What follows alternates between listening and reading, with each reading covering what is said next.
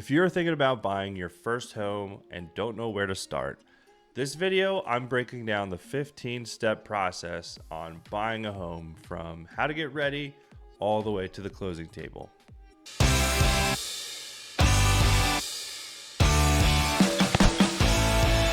Hey, my name is Bair, the Philadelphia Suburb Realtor. If this is your first time on the channel and you want to know what it's like to live, work, eat, sleep, and play right here in the suburbs of Philly, PA, hit that subscribe button, smash that bell icon for you notified every time I drop new videos each week. And we are getting calls, texts, emails, Zoom consultations every single day from people just like you looking to make a move to the Philadelphia area, whether you're looking to buy, sell, or invest. Make sure you reach out to us, call, text, email, schedule a Zoom consultation, whatever works for you. Let's get into the 15-step process on buying a home. So the first step is determining, are you ready to buy a home? And I don't necessarily mean with financials, although we'll get to that later, but I just mean, are you emotionally and are you responsibly ready to buy a home? You know, once you buy a home, you can't just, if something breaks down, you can't just call a landlord to fix it. If you're someone like me, and I am incredibly blessed to have a father-in-law that can do pretty much anything, so I basically call him to come over and help if there's stuff that I can't figure out. However, if you don't have that luxury and that additional benefit like I do, you just got to make sure you're ready. You got to make sure you're ready to be able to take care of a house, and if you want that responsibility. The second step is making sure you have your finances in order. So you got to make sure, first off, you have to figure out what your monthly budget's going to be for a monthly mortgage payment standpoint. Additionally, you want to make sure that you're not maxing out your total monthly spend on just the mortgage amount, because you do have utility costs and all that stuff on top of it. So, you know, water, sewer, trash, electric, cable, internet, phone bill. You really just want to make sure you take a deep dive and figure out your finances personally, and just make sure you can figure out what you're comfortable spending monthly for a mortgage. And if you need help with that, please schedule a consultation with me. I'm happy to help you with that. Step 3 is plan for a down payment. And this would also include down payment and closing costs. So when you buy a house, if you've never bought a house before, you have your down payment for your mortgage. You got to make sure you have enough for the down payment plus the closing costs. Down payments can range anywhere. I mean, there are 0% down payment loan programs out there. They are hard to get accepted and they're hard to use, but they still happen.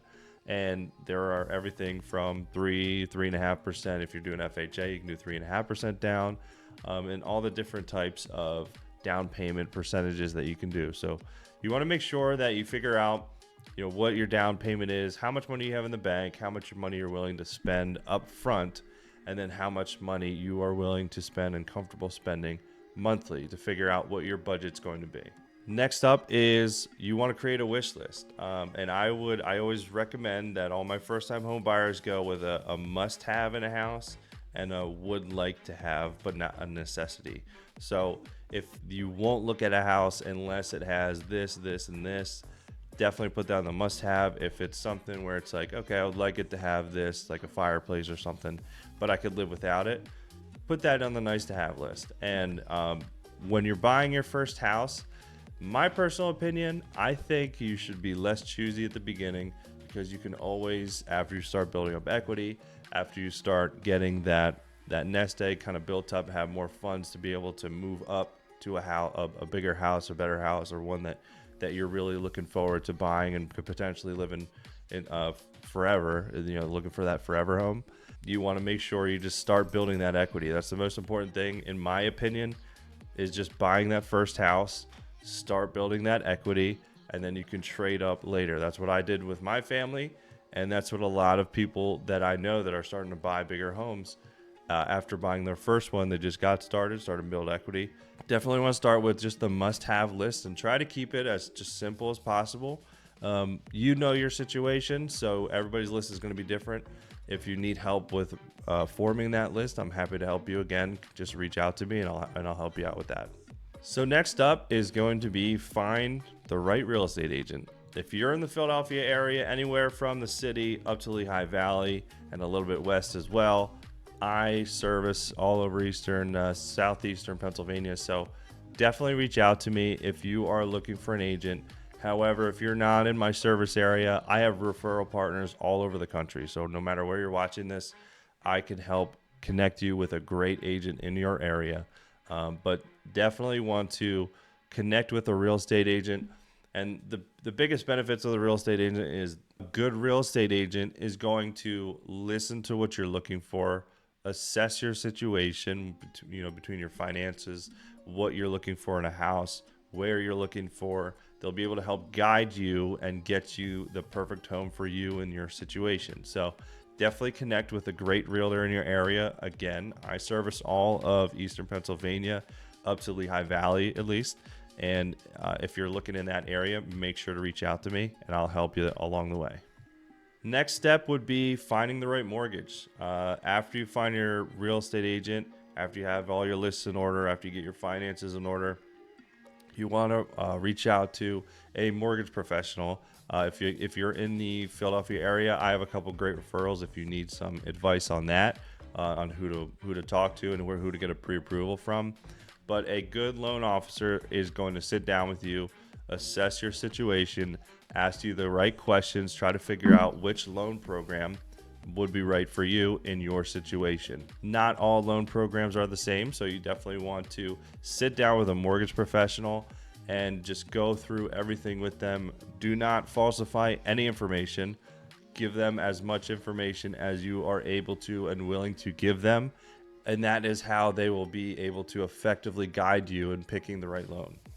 And that leads us into our next step, which is when you've picked the right loan, make sure you get that pre-approval. So that's going to be submitting all your documentation to the loan officer that you've been working with. And they're going to give you what's called a pre-approval letter, a pre-qualification letter. And you want to have that letter before you start shopping homes, especially in this market. In this market, and at least in the Eastern Pennsylvania area, homes are still flying off the shelves outside of the city. So if you're in the suburbs where I'm at, homes are still going pretty quick. You have to act quickly. If there's a home that you like, chances are you're definitely not the only one. So you want to have that pre-approval letter ready and in hand before you go start looking at homes, so that you're prepared to make offers when the right one comes along.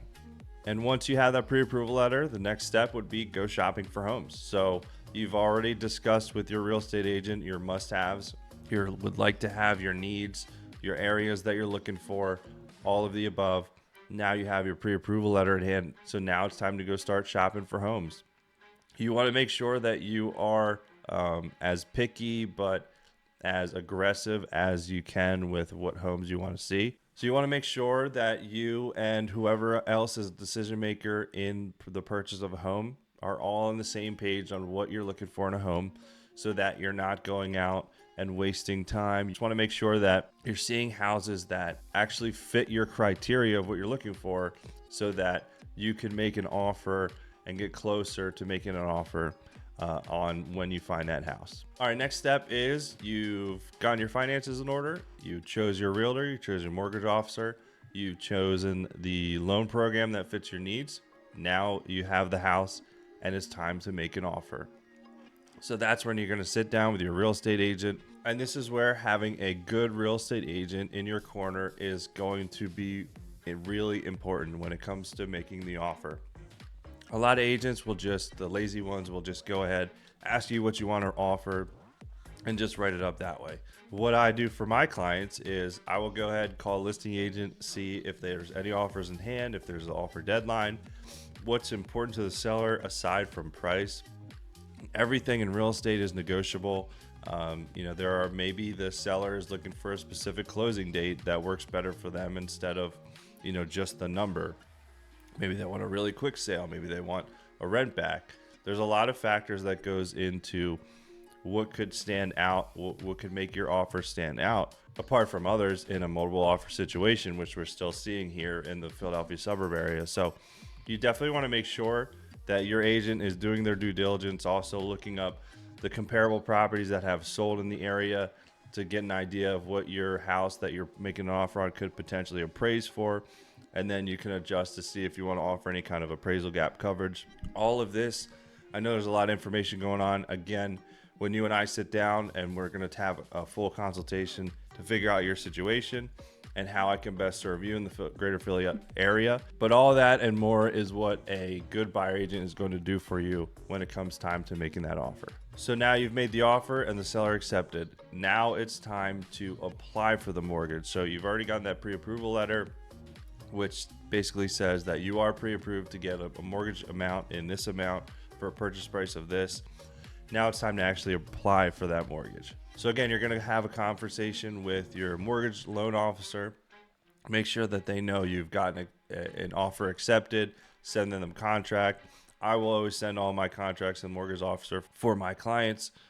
So you want to make sure that you get that application started as soon as possible so there's no hiccups in financing along the way on the way to settlement table.